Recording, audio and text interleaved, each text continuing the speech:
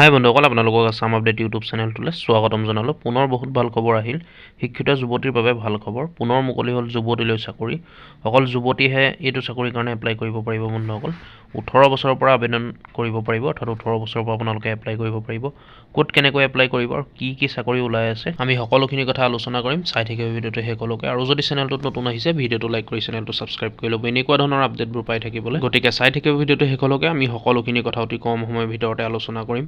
ৰাজ্যৰ হাজাৰ হাজাৰ যুৱতীৰ বাবে ভাল খবৰ। আপোনালোকে দেখিছে অকল যুৱতীৰ বাবে চাকৰিটো ওলাইছে বন্ধুসকল, আৰু 1000ৰ ওচৰত শীঘ্ৰে ওলাব 1000 চাকৰি। আপোনালোকে দেখিছে 1000 চাকৰি ওলাব, অকল যুৱতীৰ কাৰণে ওলাব বন্ধুসকল। অকল যুৱতীয়ে এপ্লাই কৰিব পাৰিব 1000 চাকৰি। আবেদন কৰিবলৈ সাজু হওক, শীঘ্ৰে ওলাব 1000 চাকৰি।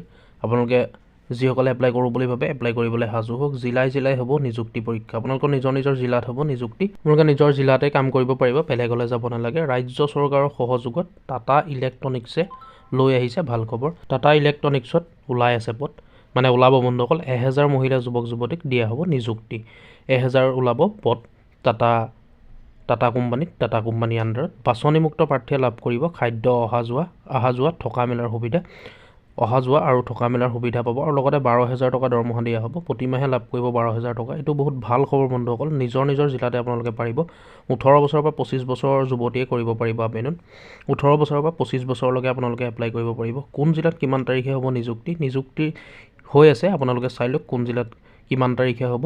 জিলাই হ'ব নিযুক্তি। কামৰূপ গ্ৰাম্যত 3 জানুৱাৰীত হ'ব পৰীক্ষা, অৰ্থাৎ আজি হৈ গ'ল 3 তাৰিখ আজি, যিহেতু কামৰূপত হৈ গ'ল। কামৰূপ গ্ৰাম্যত টোল ৰুম আৰু প্ৰশিক্ষণ চেণ্টাৰ আমিনগাঁৱত হ'ব পৰীক্ষা।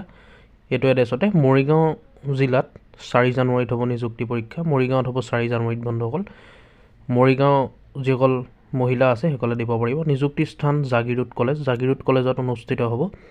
নিযুক্তিৰ স্থানটো দিয়া আছে। 5 জানুৱাৰীত ওদালগুৰিত পৰীক্ষা হ'ব। 5 জানুৱাৰী তাৰিখে ওদালগুৰিত হ'ব পৰীক্ষা।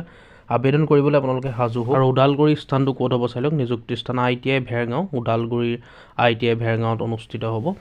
আৰু ইয়াৰ পিছত 6 জানুৱাৰীত হ'ব বাক্সা জিলাত 6 জানুৱাৰীত হ'ব। আৰু ইয়াতো স্থানটো দিয়া আছে, আপোনালোকে চাই লওক। নিযুক্তিৰ স্থান বাক্সাৰ পলিটেকনিকত হ'ব। আৰু লখিমপুৰত হ'ব 6 জানুৱাৰী 6 তাৰিখে হ'ব। জানুৱাৰী 6 তাৰিখে পৰীক্ষা হ'ব। লখিমপুৰত হ'ব। আৰু লখিমপুৰৰ কোন স্থানত হ'ব চাই লওক। লখিমপুৰৰ ITI ঘিলামৰা এইটো স্থানতে হ'ব পৰীক্ষাটো। আপোনালোকে তালৈকে যাব। 7 জানুৱাৰীত হ'ব বিশ্বনাথত, অৰ্থাৎ বিশ্বনাথ জিলাত হ'ব 7 জানুৱাৰী তাৰিখে।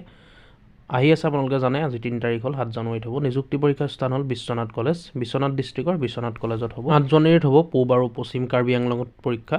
8 জানুৱাৰীত 8 তাৰিখে জানুৱাৰী পূব আৰু পশ্চিম কাৰ্বি আংলঙত হ'ব। নিযুক্তিৰ স্থান হ'ল ITI ডিফু কলেজত হ'ব।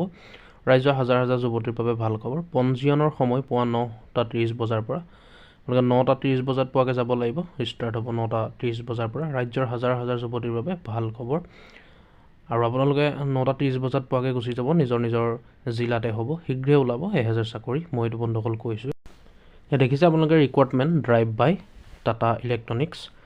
ইয়াত 1000 ফিমেল টেকনিচিয়ানৰ কাৰণে পদ ওলাই আছে টাটা ইলেক্ট্ৰনিক্সত। ইয়াত কোৱালিফিকেশ্যন বিচৰা হৈছে HSLC পাছ আৰু হাই ছেকেণ্ডেৰী পাছ। আপোনালোকে HSLC অৰ্থাৎ মেট্ৰিক পাছৰ পৰা এপ্লাই কৰিব পাৰিব। 18 বছৰৰ পৰা 25 বছৰ বয়স বিচৰা হৈছে। জেণ্ডাৰ ফিমেল, অকল ফিমেল কেণ্ডিডেটেহে এপ্লাই কৰিব পাৰিব, অৰ্থাৎ যুৱতীয়ে। আৰু লগতে খোৱা বোৱাৰ ব্যৱস্থা দিব, থাকিবলৈ থকাৰো ব্যৱস্থা দিব। আৰু 12000 টকা প্ৰতিমাহে দৰমহা হ'ব। আপোনালোকৰ কামটো হ'ব পেকেজিঙৰ কাম হ'ব। টাটা ইলেক্ট্ৰনিক্সৰ আণ্ডাৰত আপোনালোকৰ হ'ব জবটো। গতিকে বন্ধুসকল আপোনালোকে দেখিলে যুৱতীৰ কাৰণে এইটো ভাল সুবিধা আছে। লাভ কৰিব খাদ্য, অহা যোৱা সুবিধা। প্ৰতিমাহে 12000 টকা দৰমহা দিব। আপোনালোকে দেখিলে।